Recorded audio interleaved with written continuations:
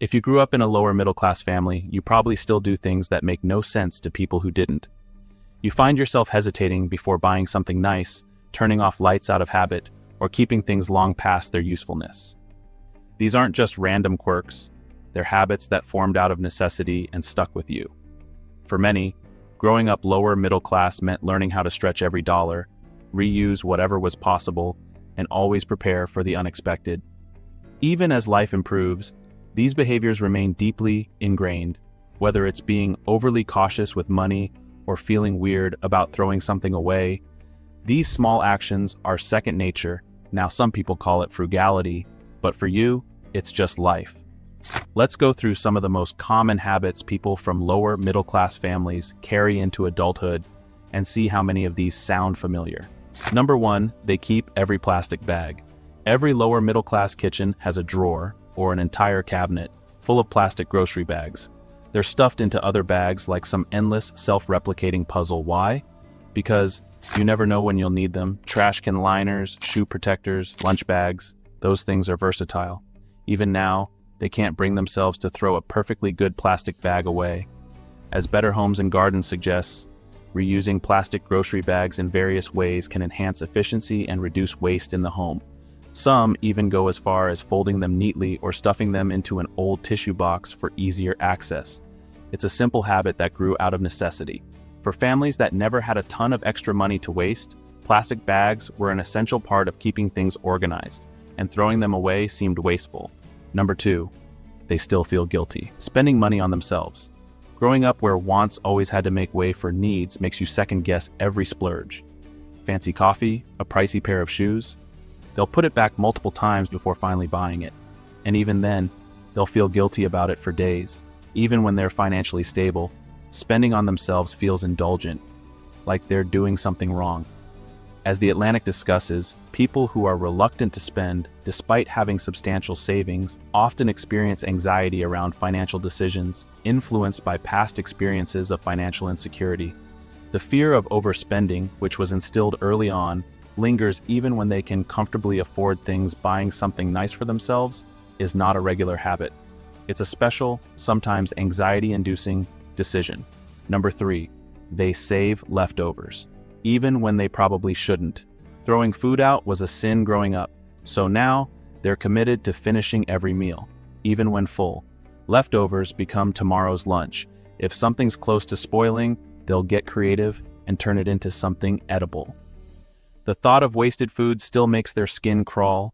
A fridge full of mismatched Tupperware might look chaotic to you, but it's a sign of resourcefulness to them. The psychological impact of growing up with food insecurity can lead to complex relationships with food, including behaviors aimed at coping with the uncertainty of food supply. Even when there's no real need to save food, they just can't let it go. Growing up with the mentality of use it or lose it leaves them feeling uncomfortable throwing food away, even when it's no longer fresh. Number 4, they hold on to things, just in case. Random screws, cords for electronics they don't even own anymore, and 15-year-old instruction manuals. They've got it all. Growing up in the lower middle class teaches you that replacements cost money, so you save everything, just in case. To them, it's not clutter, it's future-proofing. When you throw something out, you'll need it, and buying a new one feels like a waste. Their junk drawers may look out of control, but they're actually a treasure trove of forgotten essentials. It's a habit that takes root over time, making it difficult to get rid of things even when they're no longer useful. Letting go of something always comes with the nagging thought, I might need this later. Number 5, they panic. When someone adjusts the thermostat. Growing up, touching the thermostat without permission was a surefire way to get a lecture. Heat and AC cost money, so they learned to bundle up in the winter and grab a fan in the summer. Now, even as adults, they're hyper-aware of energy bills. If you casually crank the heat up, they'll give you a look. It's not about being cheap. It's about knowing what happens when the energy bill comes in higher than expected. Even in adulthood, they continue to take extra care in controlling the temperature in their homes. Being responsible with energy consumption is deeply ingrained, even if no one else understands why they're turning off lights or lowering the thermostat a few degrees. Number 6, they still love a good hand-me-down. There's something satisfying about giving old things a new life. Growing up, Hand-me-downs were a normal part of the rotation. Clothes, furniture, toys, you name it. Now, they still get excited when someone offers them something used but good. It's not about saving money. Okay, maybe a little. It's about the principle. Why waste something perfectly fine? To them, secondhand isn't second best. It's smart. Whether it's a used book or a pair of gently worn shoes, hand-me-downs aren't a symbol of poverty. They're a way of making sure everything gets its full use. The concept of value goes far beyond the cost of the item. Number 7, they hesitate to use the nice things. The good towels, fancy dishware, or expensive skincare stay untouched, waiting for a special occasion that never really comes. Growing up, nice things were treated like treasures that were way too precious for everyday life. Now, even when they can afford replacements, they still hesitate. What if they ruin them? What if they need them later? It's a strange mix of pride and fear that leaves the good stuff sitting in perfect condition forever. This habit runs deep, and even when they can afford to splurge, they often can't bring themselves to fully indulge. Number 8, they always check the sale section first. Full price is for other people.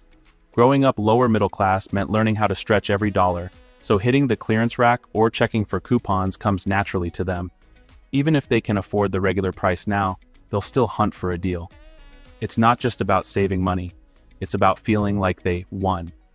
Finding a bargain feels like a tiny victory, a skill they mastered as kids and refused to let go of. They may have the luxury of paying full price now, but the habit of hunting for deals is ingrained. A bargain is always a win.